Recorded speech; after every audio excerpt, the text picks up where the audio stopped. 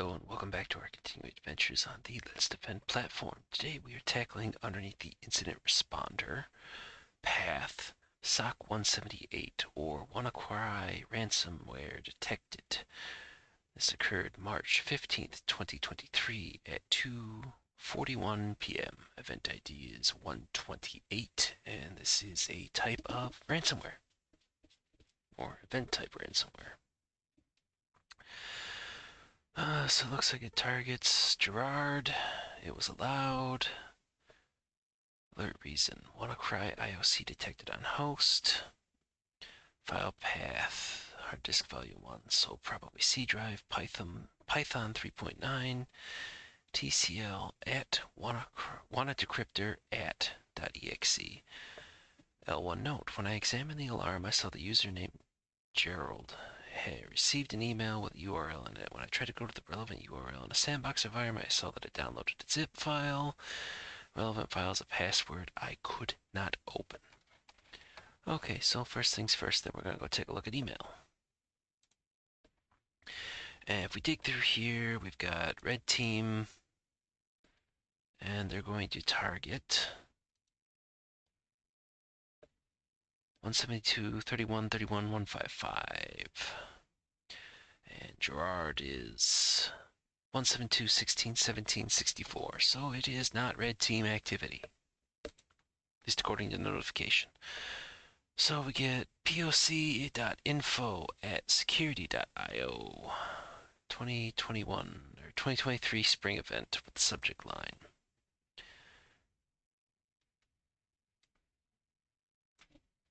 And we will grab that as it is part of the story. The email to Mr. Gerrard that was allowed in. Short URL.at AY FJP. So here's a question.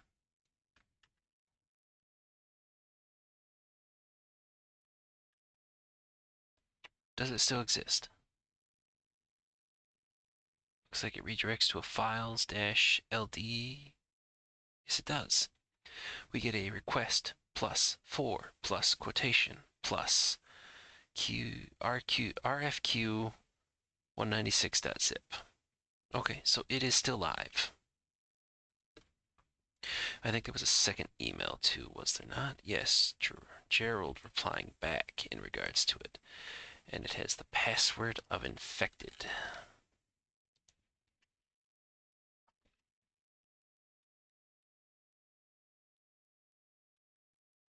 So let's just make sure that this has something to do with it. So he got an SMS that contained the password, so it wasn't sent in the same aspect. Okay. Gerrard, you're gonna get smacked.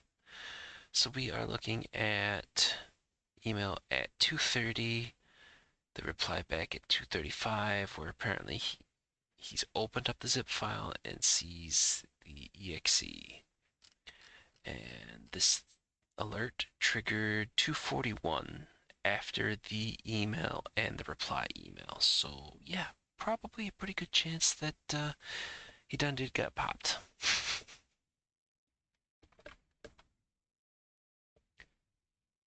Oi.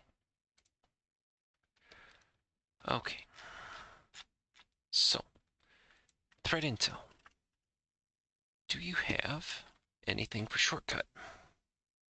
You had nothing for shortcut. How about the file name? RFQ 196. Well, apparently a lot with 196, but that apparently comes down to a IP. How about quotation? Nothing. Okay then.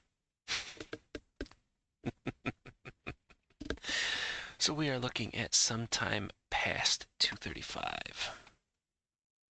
At least in regards to that. So if we dig into endpoint, let's look at the actual host itself. We'll go browser history and we will start there. So let's see, and these are, okay, in order. 140 Liverpool football. Okay, so apparently it must be somebody in the UK or the EMEA region doing, well, soccer for us Yanks, but football for everybody else. BBC News, that's the other aspect that kind of tips it.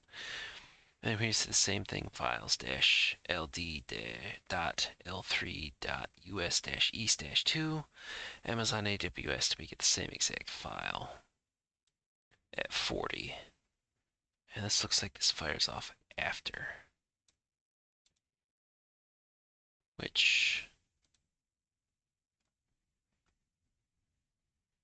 does not support the get method. Okay, so it looks like some portion for there. Let's look at terminal history. And it is, yep, okay, working earliest to latest. 35, 41. So C script, no logo, m.vbs. Then we get the Wanna decryptor. And it looks like it adds this into current version run.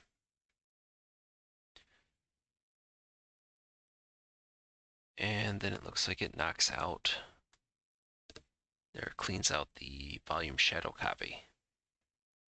So yeah, that definitely looks like ransomware activity. It's setting a persistence with a scheduled task, or no, with a registry start item that apparently will point to this tasks che.exe. Network history, again lined up earliest to latest. Supposedly, oh.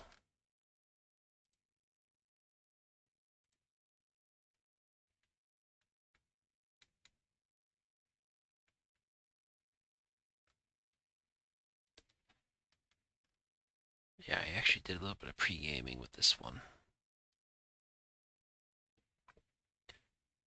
And I think I missed some of this in terms of the logs, so I will have to fix that. Oh yeah, I definitely missed a good number, because this is supposed to be 10. I think I only had 5. So we're missing half the entire chain there. We'll have to dig through those. And then we have processes. Okay, so we got Adobe Acrobat. We have semantic for what? Okay, let's just do this. Take it down to 5 since it's doing that weird thing.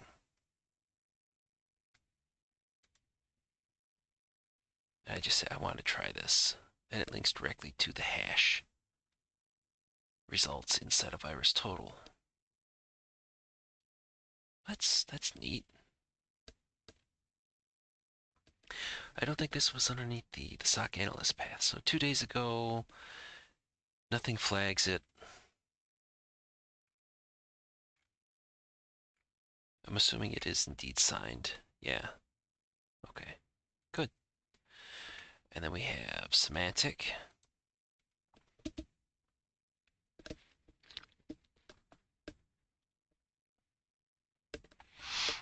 At this particular point, I doubt that it's really doing a whole hell of a lot, but again, the same particular aspect, nothing detects it. Granted, it's 16 days old. Is it signed? Yes, it's signed semantic. Well, here's an oddity. Process name, chrome.exe, but it's pointing to iExplore.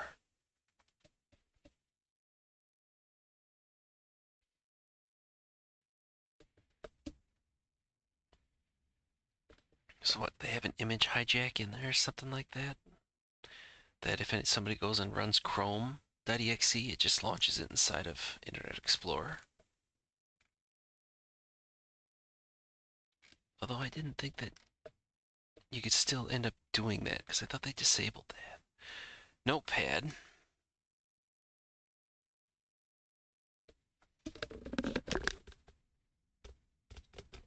Okay, so they got Notepad open. And we got hello. Request for quotation.zip. Forma, invoice, and bank Swift Reg. Purchase information 008654. So here's a question. Let's go back to the threat intel.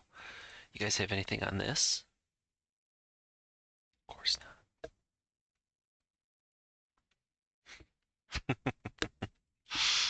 And I notice we don't have a link to the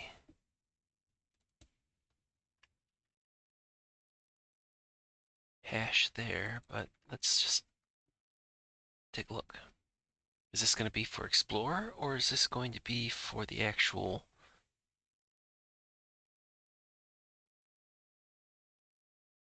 Oh, that's definitely not Explorer.exe.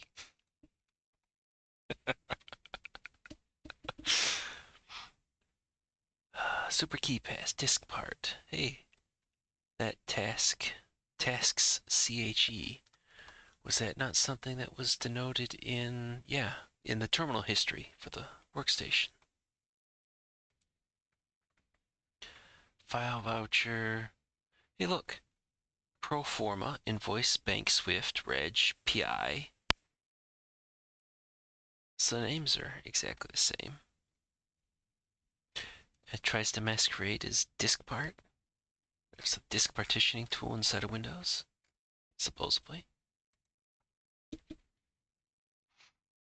Well, we most definitely have something.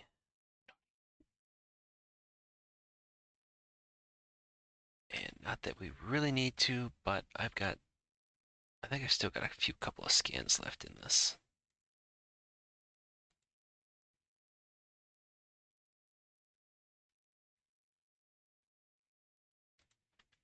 So let's do the usual happenstance of let us search inside of the various online platforms for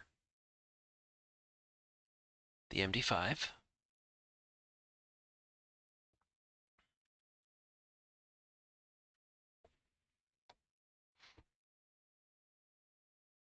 Let's see what shakes out.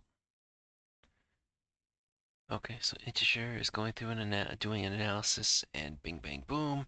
In the event we already weren't freaking out about the aspect that as of 4 hours ago, it's 67 out of 71. Okay, wait. But we're protected by semantic.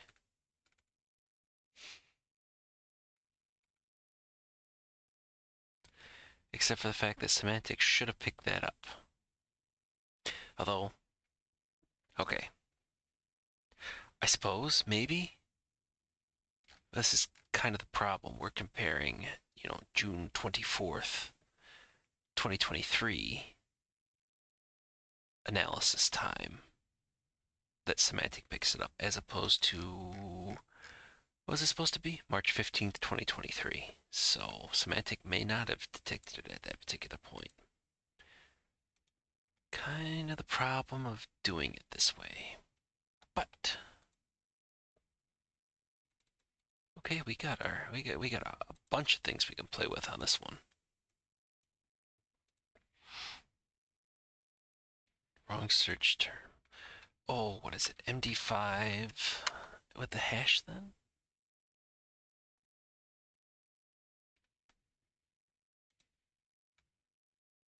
Oh, you've got a space in the front.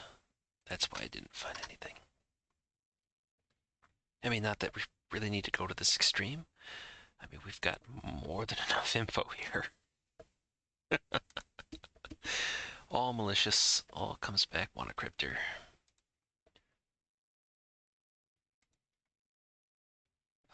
Reports.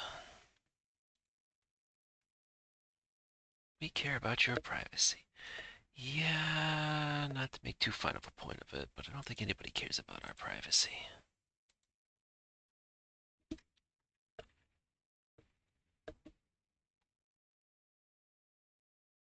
Bada boom, bada bing. And apparently somebody else is going through and doing the same exercise. Possibly. So we've got results. And how. Let's see, so where were we?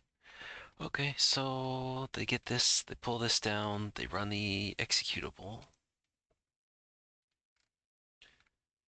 And there's the performa, but it's going through and doing its thing. So command C start WannaCryptor or WannaDecryptor.exe. And then we get the aspect of, so volume, shadow, admin, delete shadows, all quiet. Doing it via WMIC. Setting BCD edit to ignore all failures for boot status policy. And recovery enabled, no. Delete the catalog quietly. And then, of course, then we get the sub-process from that of WMIC shadow copy delete. So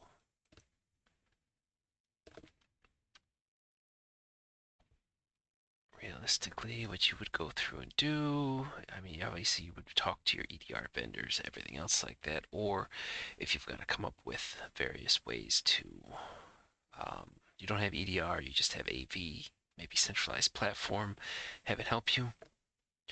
But effectively, this right here is a good section on things that you're going to want to have set up on like an alert list. Like red alert, like go to the network closet and shoot the switch. Okay, so I think we've got enough here that yes, okay, we just want to do containment right now while we're still building a case because this looks bad. Obviously, we will have to go through, connect to it, and then see, but log history to Gerald's. Okay, so we see the same thing. So they're looking at that Liverpool Football Club, Premier League. Next one's probably BBC. Yep, BBC News. And then we get a bunch of empty raw logs for 443. And then we start getting this checkpoint. Although I think it's it's broken up because that was 244. So this should be on the other page. And this is the one where we get where it reaches out to the Amazon AWS S3 bucket, pulls down the request for quotation, and pulls that sucker down. Okay, so we've got that particular aspect marked. Oh, crap.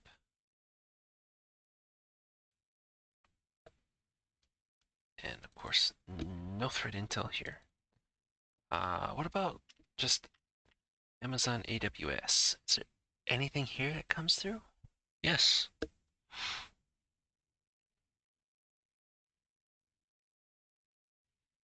Stuff from May, June that points to Amazon AWS, but nothing in the time frame and nothing that actually, excuse me, tells us anything that we actually could use, unfortunately. At least in this regard. Oh.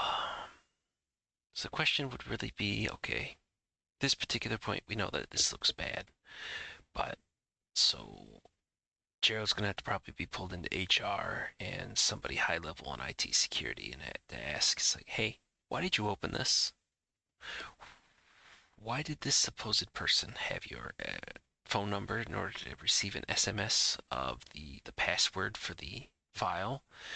Why are you opening and responding with people that you have absolutely no idea? Why was this not raised up to the security team?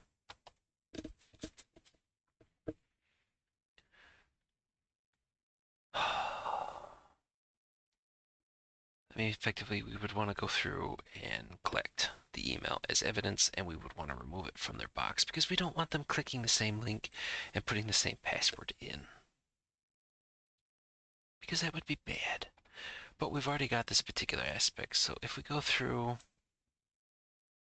and I've got it recorded. So if we tell it delete, does it actually go away? I don't think I've ever actually gone through and done that. And then the question is, am I deleting it from the like security mailbox?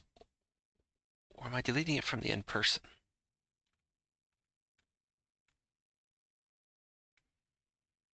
Well, yeah, it's not there anymore.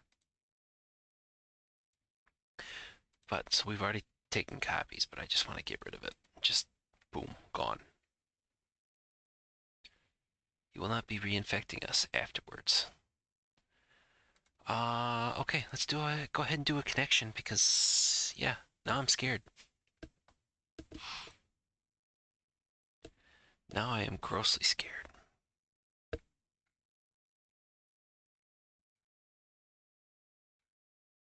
I mean, what kind of garbage are we gonna find?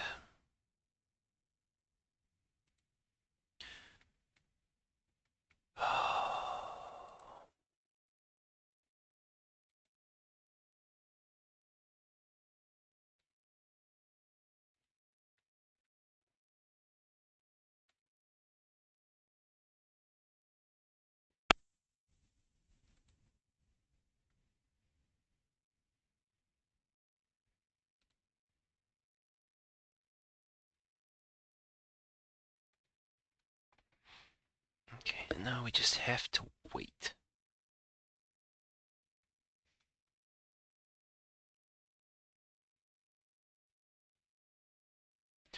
So I am gonna go through and pause, and we'll pick back up once we're actually connected into the environment. Okay, and we are connected, and I am RDP'd into the box. So there's our typical oh crap message.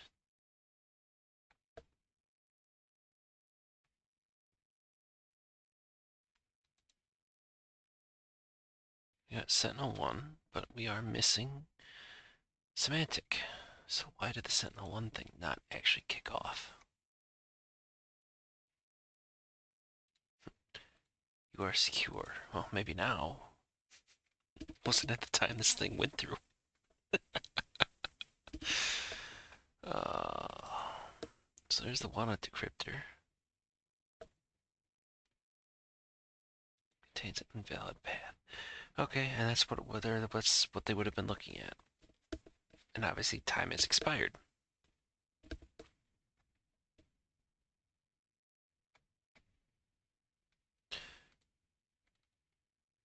And then we get README, we get the Bitcoin address.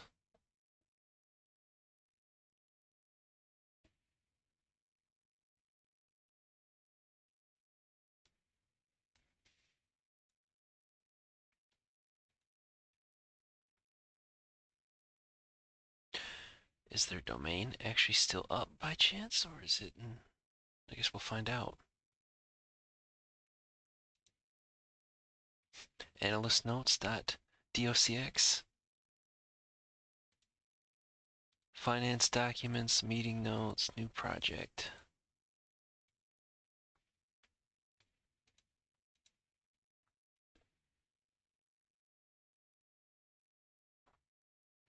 Oh yeah.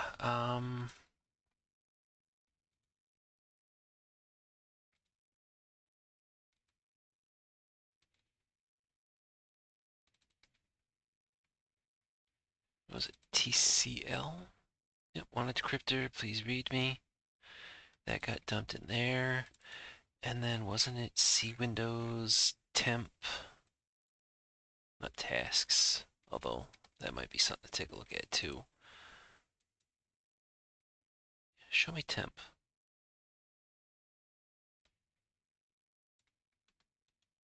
And like if we do task manager, expand it out, and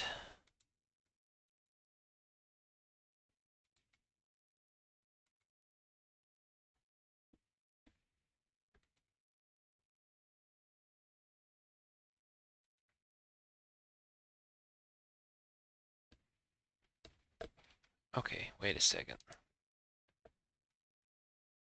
Where's the startup folder?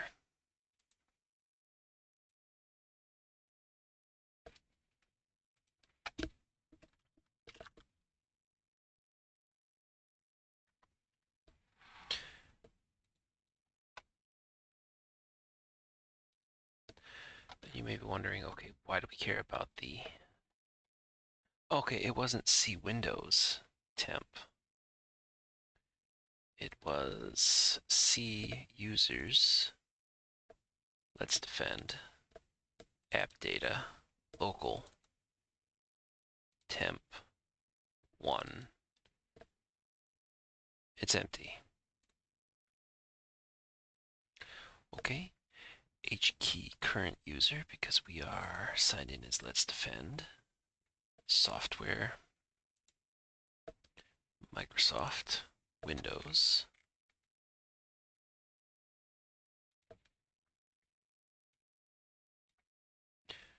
Current version. And then run.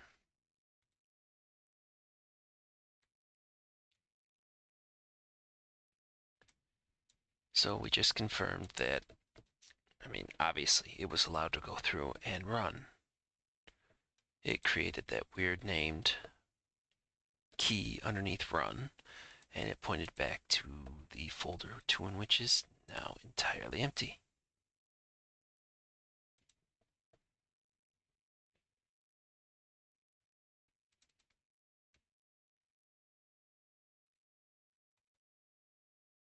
Yep, and I don't see, right, local temp 1, yeah, so that's been cleaned out.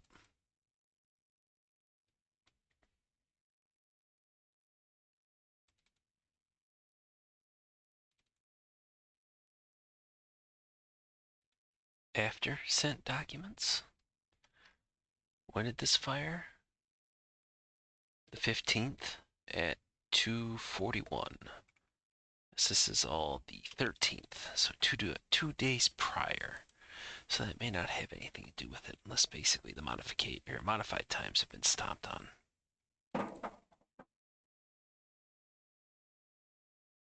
Log TMP file. Yeah, so that stuff's all gone, but we confirmed that effectively the host is pwned left, right, and center. The big question I want to know is, okay, if we tell it to load up Chrome, it loads up Chrome.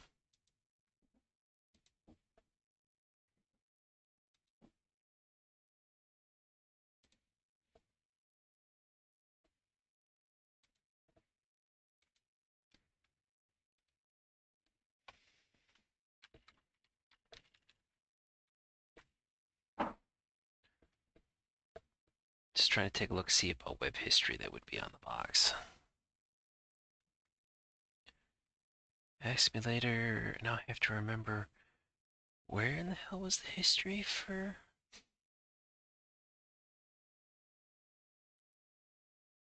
Internet Explorer?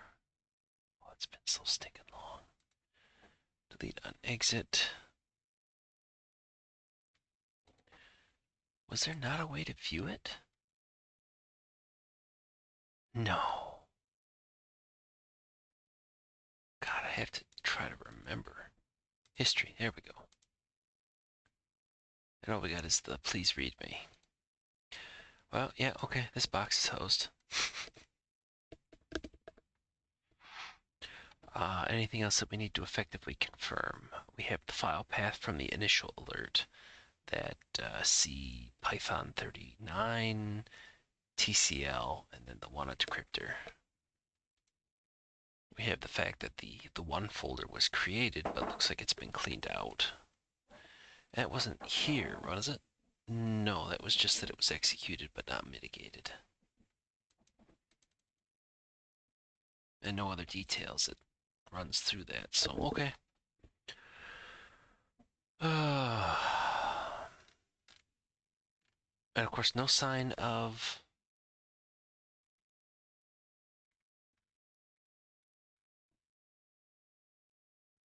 Sentinel-1 agent's probably shitting itself.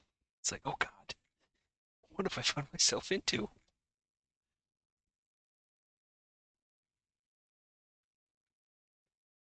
Semantic. I am not seeing any signs that that actually exists on the box, which I guess is good. C program files X 86. There is no semantic folder here. So, okay, just inconsistency in the data then. Not that important.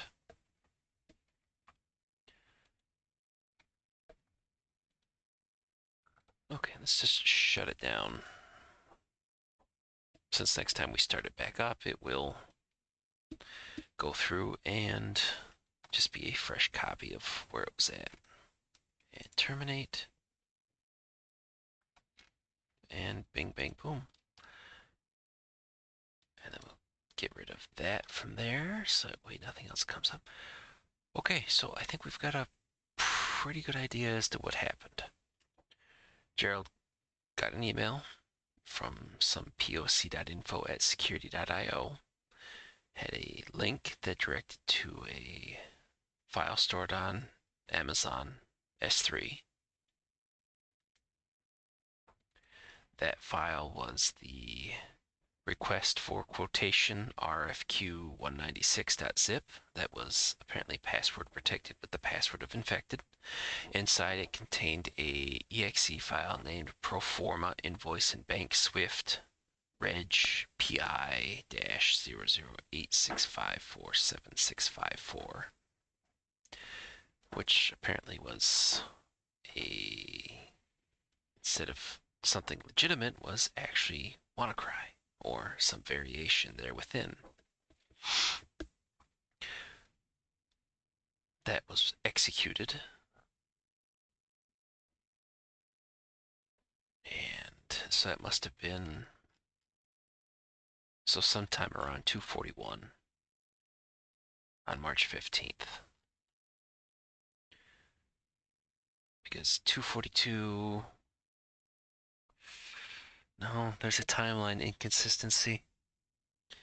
Because underneath the system processes,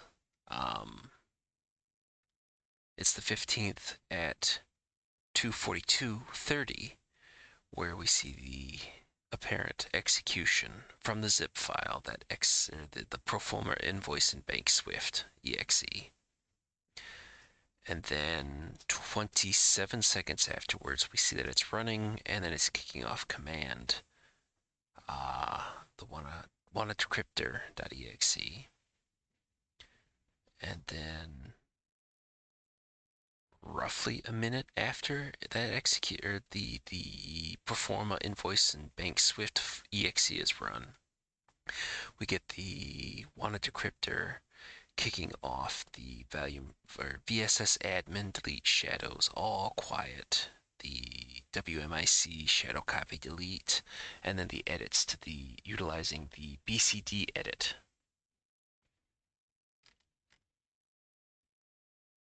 So at this particular point, we would probably want to have checked to see as to whether or not if we see any sort of exfil going on. So we can assume that at no later or no earlier than 2:35, we would have seen stuff coming out. So if we look at the network logs, 2:33, and then 2:40, so directly after. So let's try, and yes, I'm doing this back to back to the video that went out on June 24th underneath the security analyst path. So Amazon. Does anybody have any sort of beef with this thing?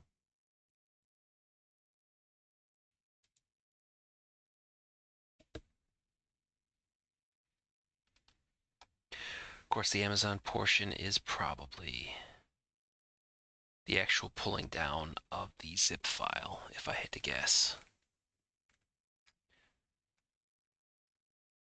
And then, yeah, so 240, so we are seeing 3.5.129.114, which is exactly what's there. So that's that. That's the system pulling down the zip file.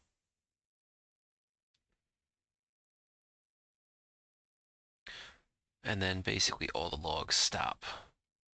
So hopefully that means that the system was shut down, or just they pulled the network card, whatever the case is. But effectively, perimeter logs stop there, and as does the system network logs.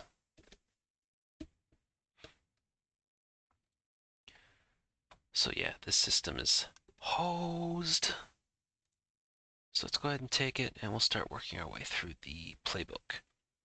And just to confirm, we have already gone through, yes, we have done containment already.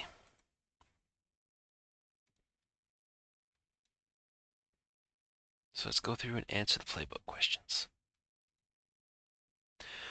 Alarms escalated from Tier 1 to Tier 2 should be caused by a truly harmful event, but escalated alarms by Tier 1 analysts are not always true positives due to technical inadequacy, faulty incomplete analysis, and authorization problems. Before initiating incident response processes, please verify that the alarm from Tier 1 analyst was caused by malicious activity. I think we've got that covered.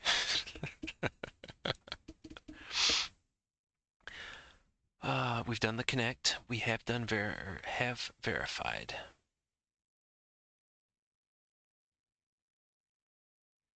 Is it related message evidence? Yes.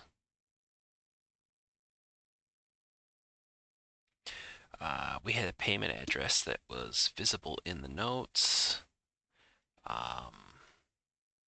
Yes. And then the file extensions. Yeah, we saw that.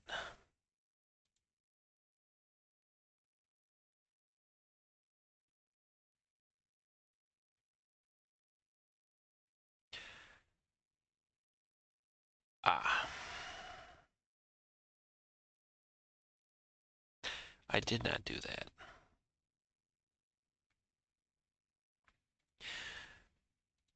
Well, crap.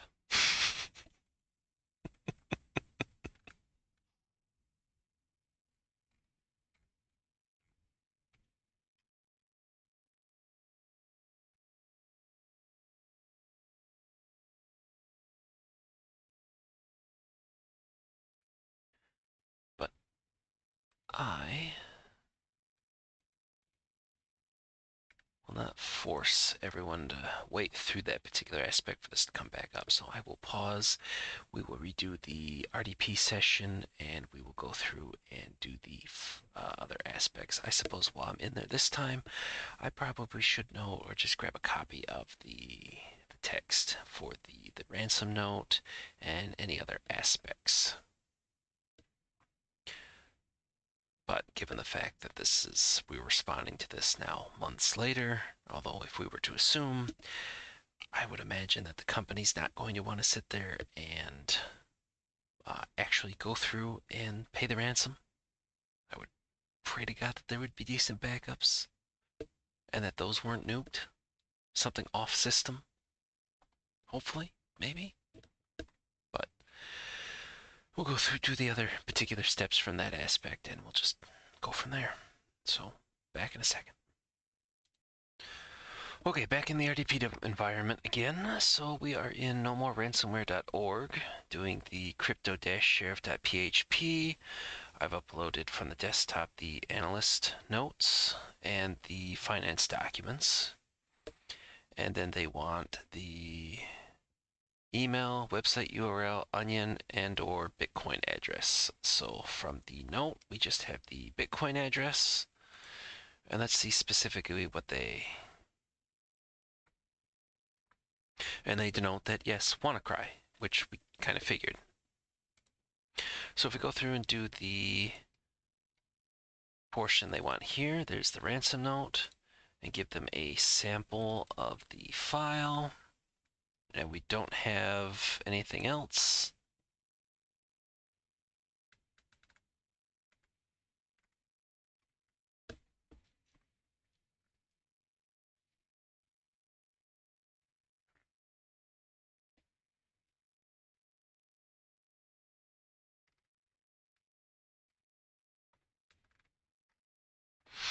And then for our notes,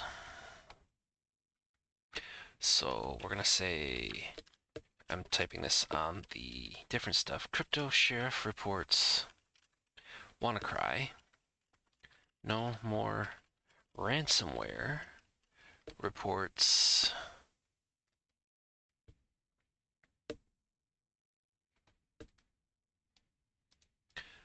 that, again, WannaCry BB ransomware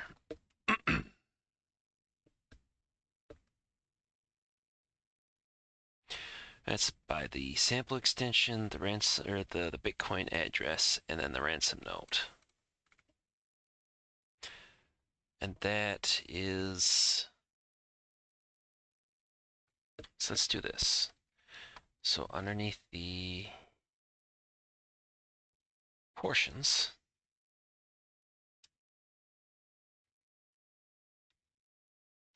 because there's going to be 3. And again, I realize you guys can't see this. Just take my word. I am just jotting down these particular aspects.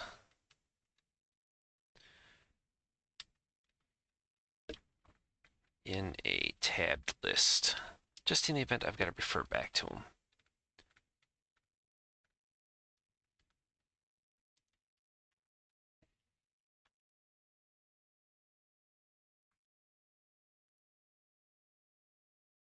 So BB ransomware,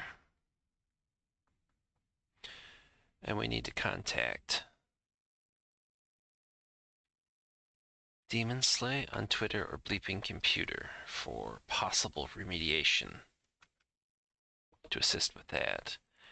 And then HiddenTear is may or may not, right?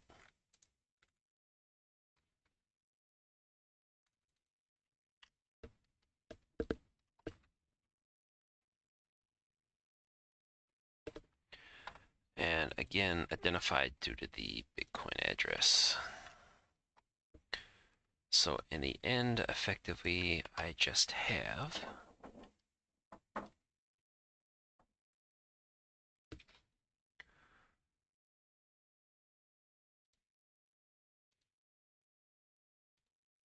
let me bring that down. So then effectively I just have in my notes. So Crypto Sheriff identified it as WannaCry, no more ransomware, picked out 3, and then we've got the corresponding information. But given the fact that WannaCry shows up in both Crypto Sheriff and no more ransomware, I am just, or ID ransomware, I guess I should have put.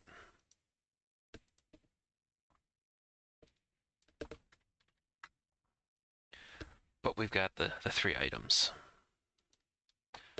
So we can close that. We don't need anything else. And we can take Notepad down. So that's out of the way. Is there useful data there? Yes, we know for a fact that it looks like it's WannaCry and there's no decrypting.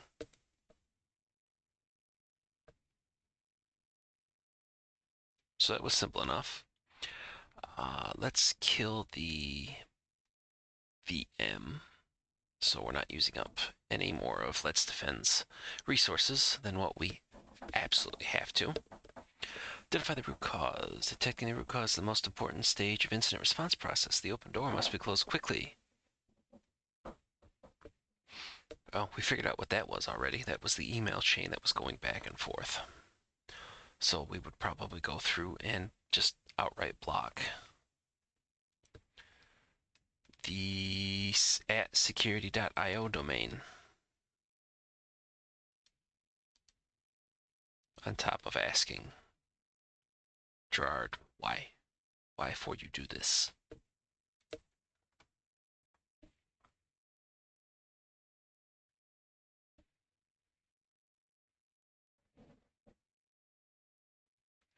Oh, let's say phishing, because it came through email.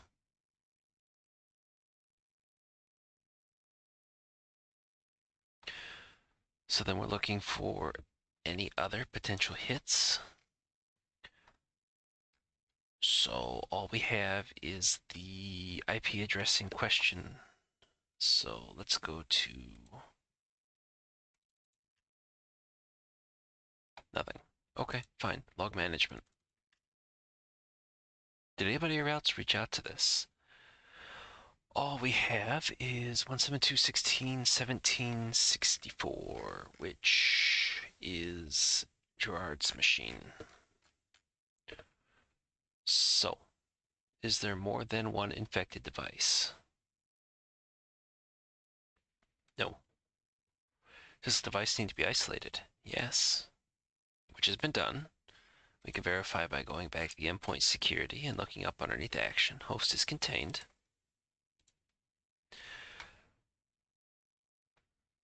Please move the evidence on the system to a secure environment. If only we had that. But effectively, we've gone through and we've taken the logs that we need. Realistically, there's not going to be much else. I mean, we would probably just go through, have the system powered off, make a image of the hard drive, and just go from there. Eradication. No, we're not going to try to clean this thing up. We're nuking and paving the whole system. Recovery. This is where we pray that the organization has a good backup policy, much less good backup process, and that restores are tested on a semi-regular basis.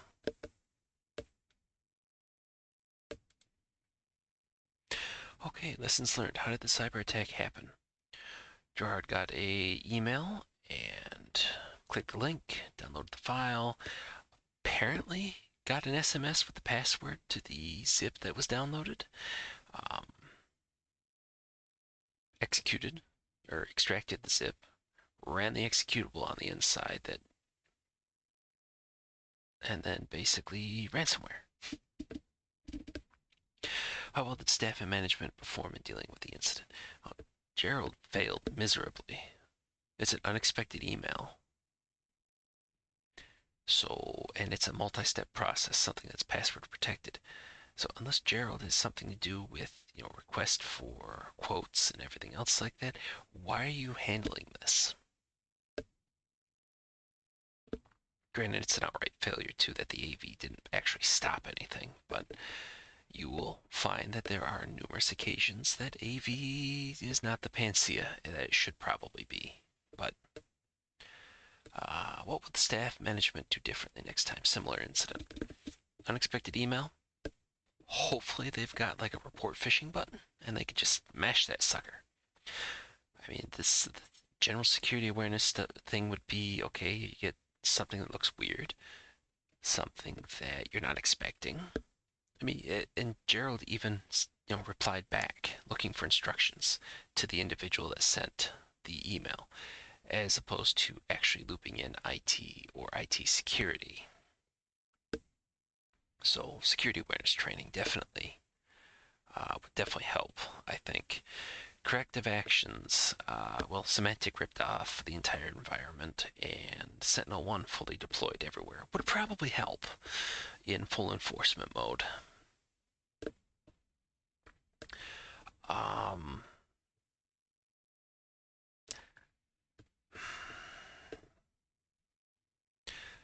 Blocking the security.io sending domain could add in a block list for links in the emails. Granted, that starts playing whack-a-mole, like things for like Bitly and other aspects, but this one was what?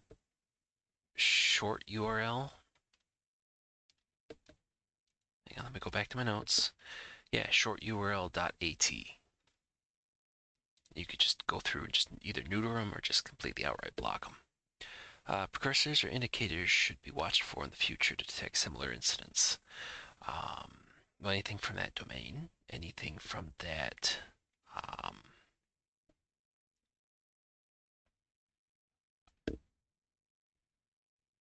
link shortener service would definitely be a red flag.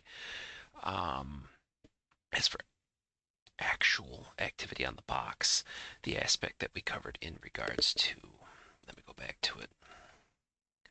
Is it terminal history? Yeah, terminal history. So the aspect of adding a entry into HKey current user or HKey local machine software, Microsoft Windows current version, run once. I think the other one's what? Run once EX.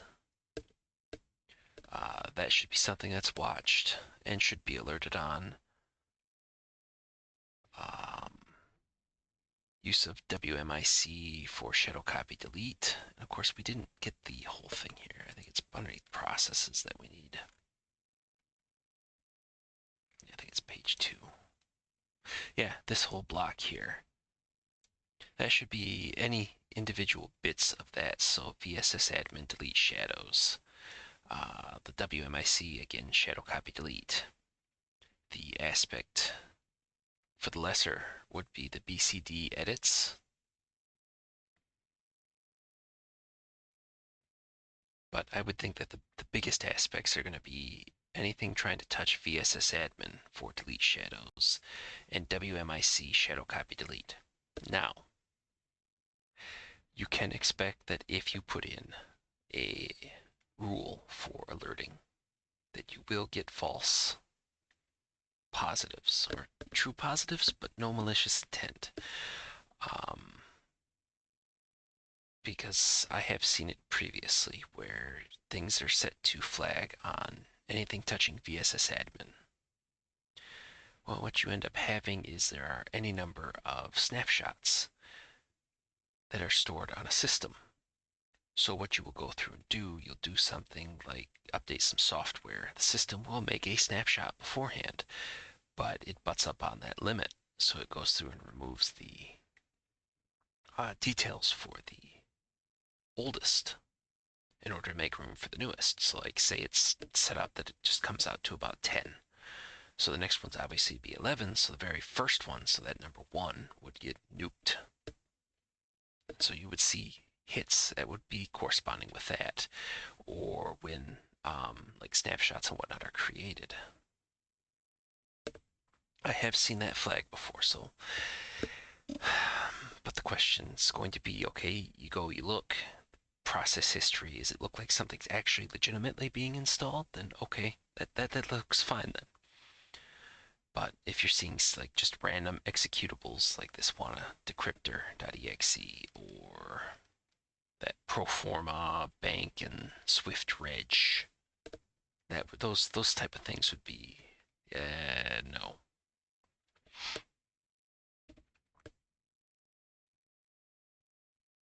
And then we have the artifacts.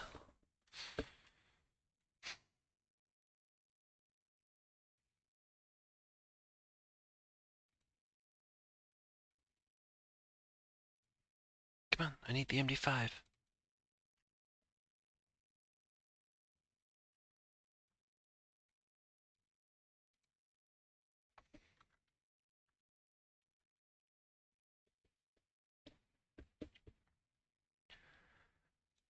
Oh, and then we have the fun thing.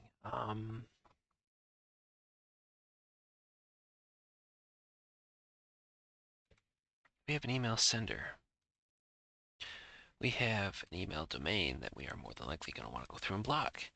We do have a URL address.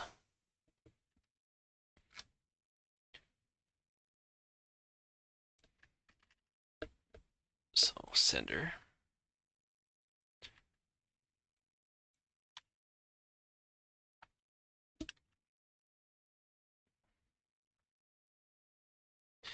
Email sender domain. And anybody want to take a guess as to what the last portion we have is?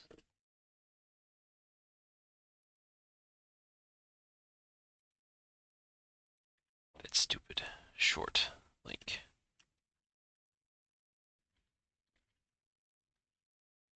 Link shortener. Do we have anything else? I mean, realistically, we would probably go through and dissect the emails. See as to whether or not at this security.io or this poc.info, maybe the account's been compromised, or maybe there's actually a history of these people just being bad actors. I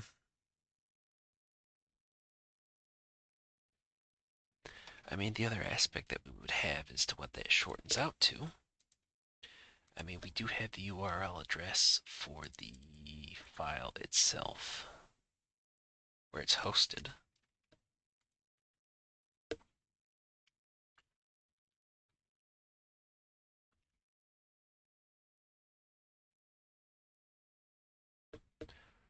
There's S3, so we have a link to that.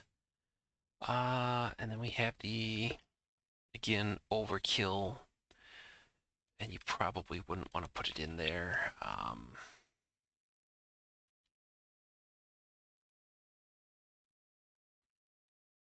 The actual IP address that we're pulling this down, because it's Amazon, more than likely we would see numerous flags go through and kick. But we're just gonna try it anyways. If that tasks CHE was still in the directory itself, that might have probably been something to go through and dump. Although was that not one of the names that was on here? Yeah, second from the. Okay, so then we have that more than likely. Yeah, so I think we are good in that aspect. Oh, good, analyst notes. User opened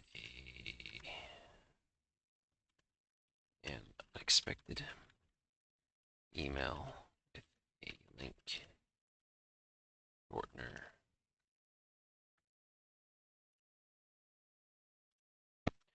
leading to the download of a password protected zip file. An SMS with the zip password was sent to the end user.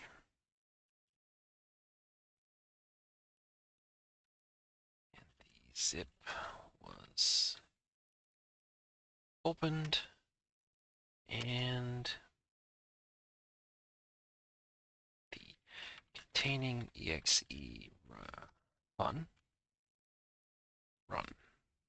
ran.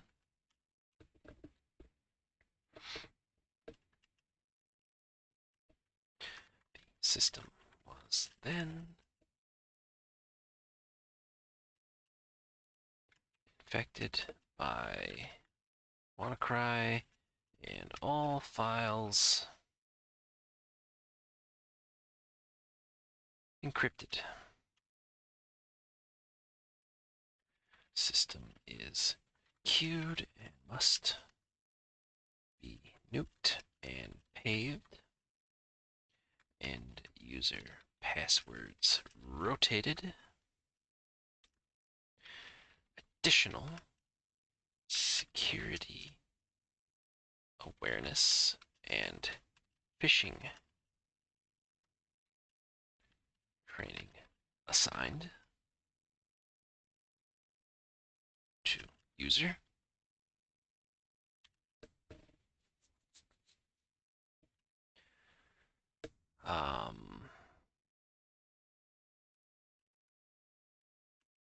And a mass internal email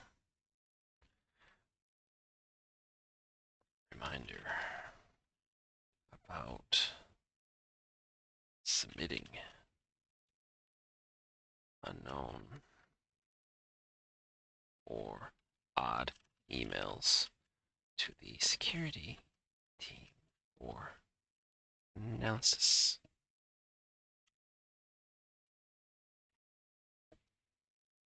Finish playbook.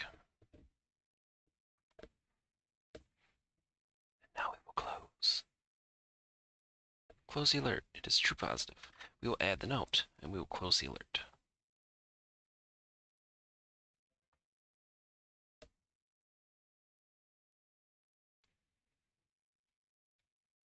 Oh, these were added after, huh?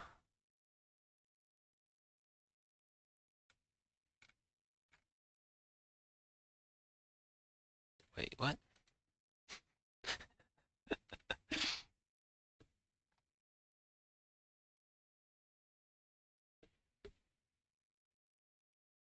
Give me the close alerts.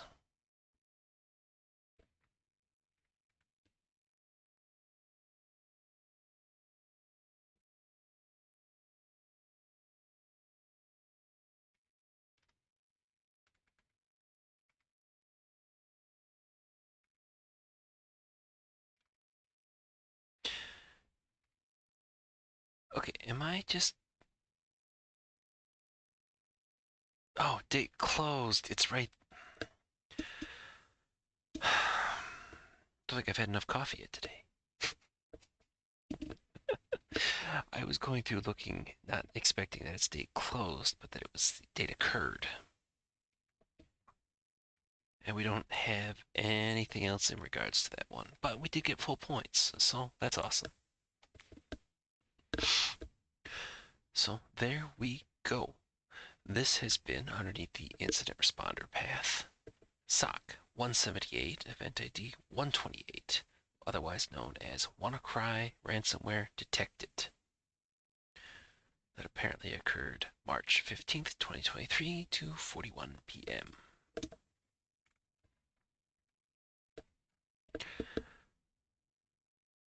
Questions, comments, concerns, go ahead and leave them at the video. Hit me up on Twitter. Past that point, I think we're done here, ladies and gentlemen. And with all that being said, I will see everyone in the next video.